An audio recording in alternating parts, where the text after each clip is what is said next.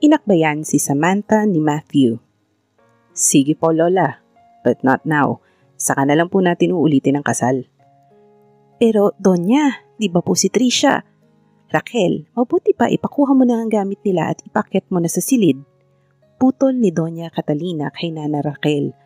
Tumalima naman ang babae. Mabuti pa pumanik na muna kayo at magbihis. Maya-maya lang ay ipapahanda ko na ang pananghalian. Halika na babe. Napangiwi si Samantha sa endearment ni Matthew. Pero pilit ding umiti dahil nakatingin sa kanya si Doña Catalina. Umakyat nga si Matthew at Samantha sa ikalawang palapag ng bahay at tinungo ang silid ng binata. Wow! Nice room ah! Napapangiti niyang wika habang nakatingin sa kama. May malaking Baymax sa kama at may dalawang Baymax pillow na nakapatong sa dalawang malaking unan na may plain white pillowcase. Si Lola talaga ginagawa akong bata. Sandali lang, papatanggal ko lang ang mga yan.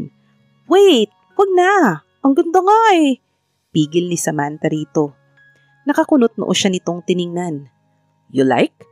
Untag nito at tumango siya. Okay. Malapad siyang napangiti. Thank you! Inilapag niya ang bag sa kama at nag-dive siya sa kama sa ibabaw ng malaking Baymax. Ang lambot nun at ang sarap yakapin. Ipinilig niya ang kanyang ulo sa bahagi kung saan naroon si Matthew. Nakalukip-kip ito habang nakatingin sa kanya at may munting ngiti sa labi. Bumangon siya at umupo sa gilid ng kama. Nga pala, bakit pala yung marriage contract pangalan ko ang nandun? Di ba dapat si Trisha since magpapanggap lang naman akong si Trisha? Mabuti na yun para kung sakaling malaman nilang hindi ikaw si Trisha, may marriage contract pa rin tayong ipapakita. Ako na bahala sa mga bagay na yun. Ang kailangan mo lang gawin ay maging mabuting asawa sa akin. Mukhang ang bait ng lola mo, no? Hindi ka ba nagigilty na niloloko mo siya? Na hindi naman sana gagawin kung hindi mo sinira ang kasal namin ni Trisha. Okay, fine. Kasalanan ko na. At pagbabayaran ko na nga, di ba? Kaya nga andito. Noon naman may kumatok sa pinto. Binuksan yun ni Matthew. Si Nana Raquel yun at isa pang mas batang babaeng bitbit ang kanyang luggage.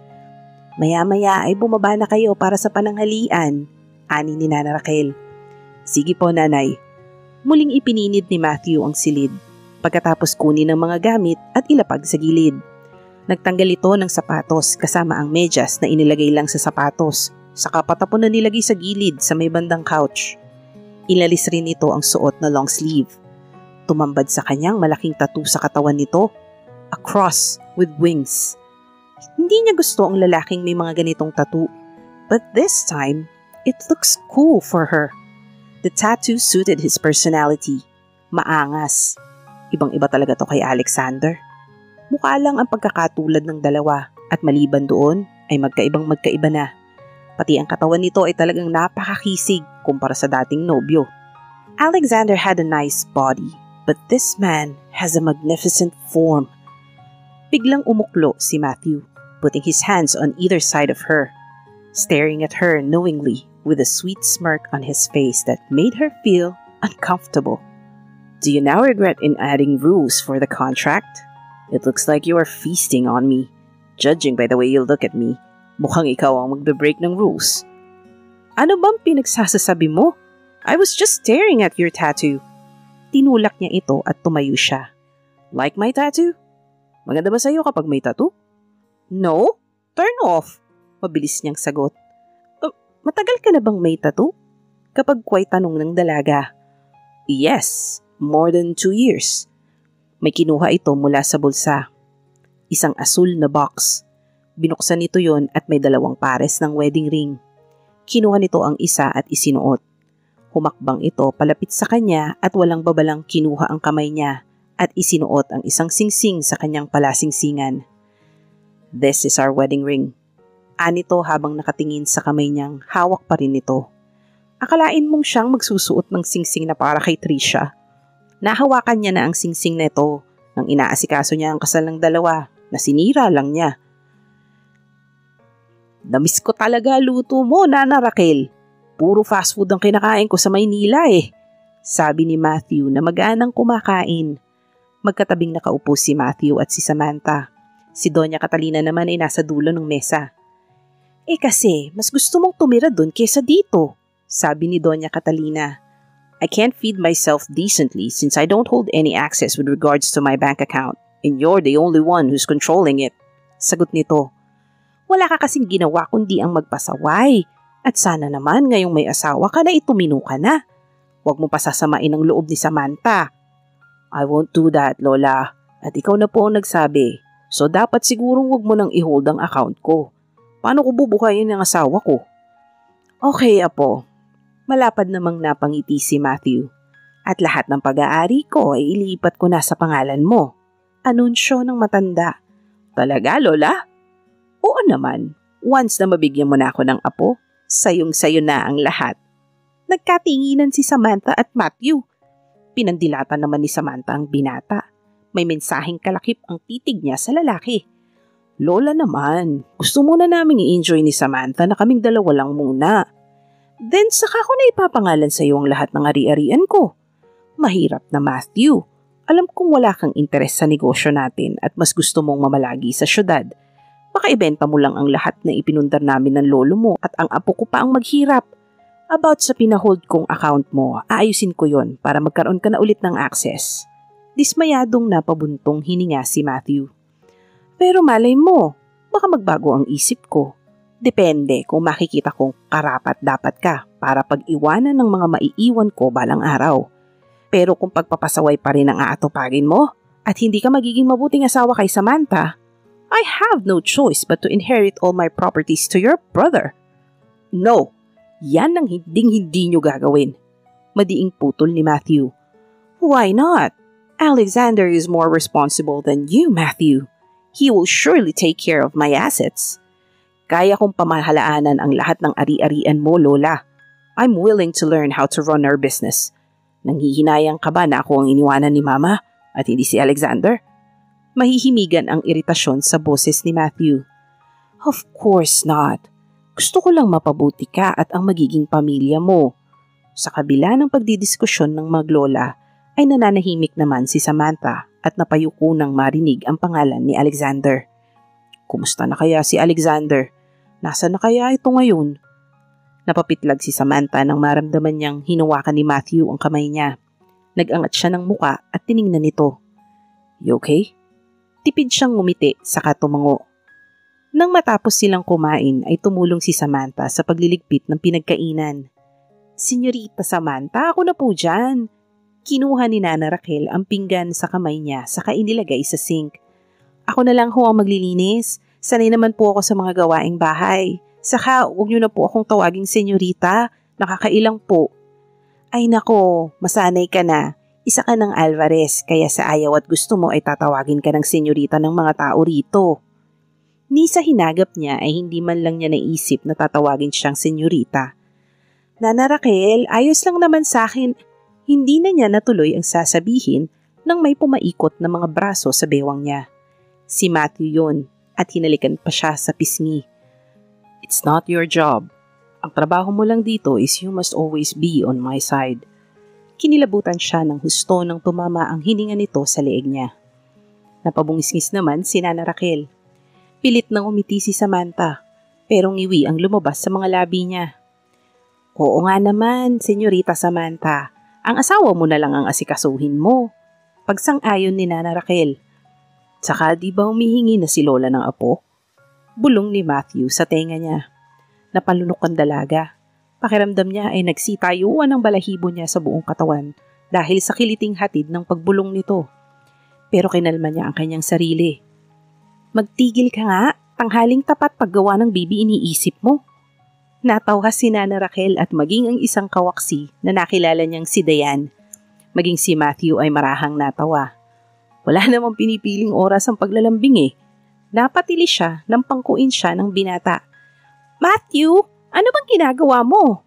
Ang OA mo na, sita niya sa lalaki habang naglalakad patungo sa grandiosong spiral staircase. Is it OA? I think it's a sweet gesture. Pinalaki niya ang kanyang mata. Yeah, it is sweet, kung totoo. Pero alam naman niyang nagkukunwari lang ito. Nang makapasok sila sa okupado nilang silid, ay marahan siyang ibinagsak ni Matthew sa kama, saka ito humiga sa tabi niya.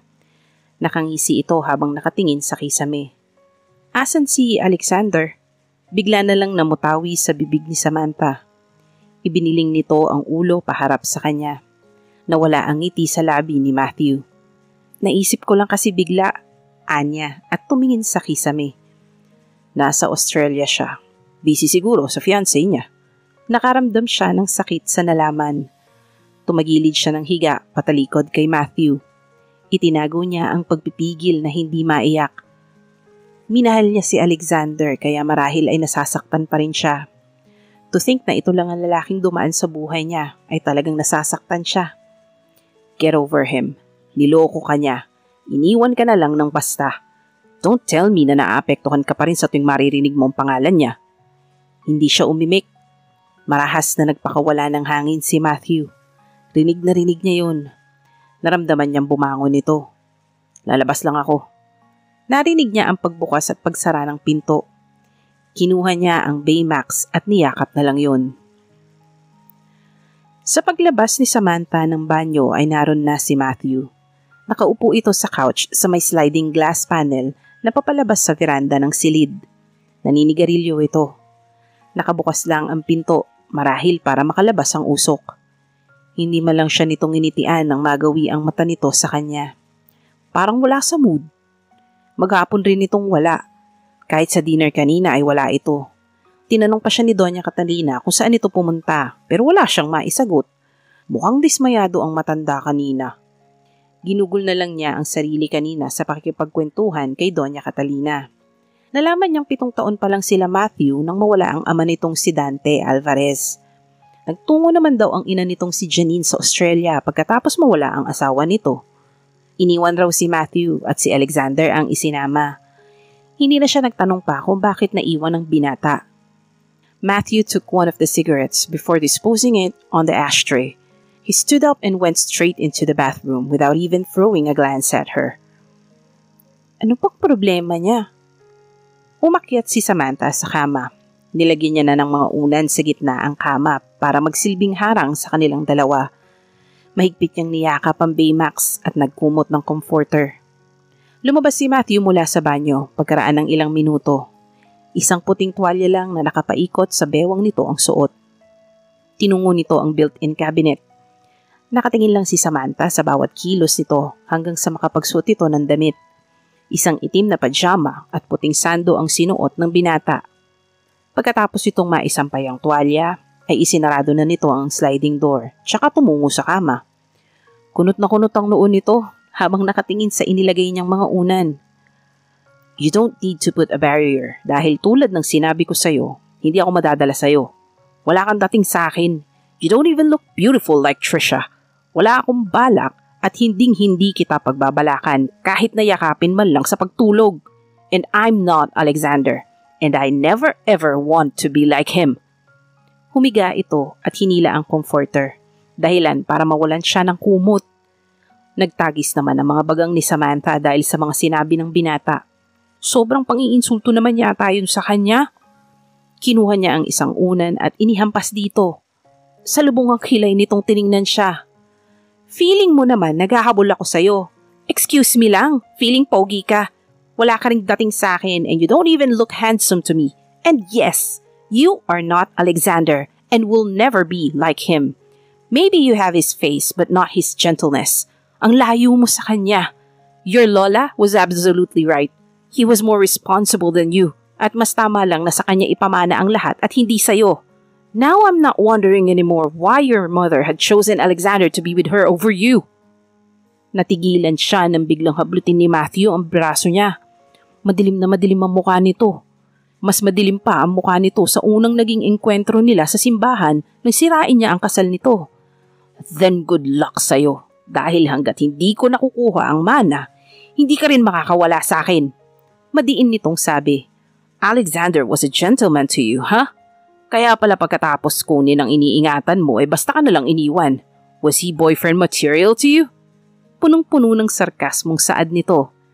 She didn't even realize the tears running down the side of her eyes. His grip had loosened. His face softened all of a sudden. Pagkatapos niyang bawiin ang braso mula sa pagkakahawak nito, ay mabilis siyang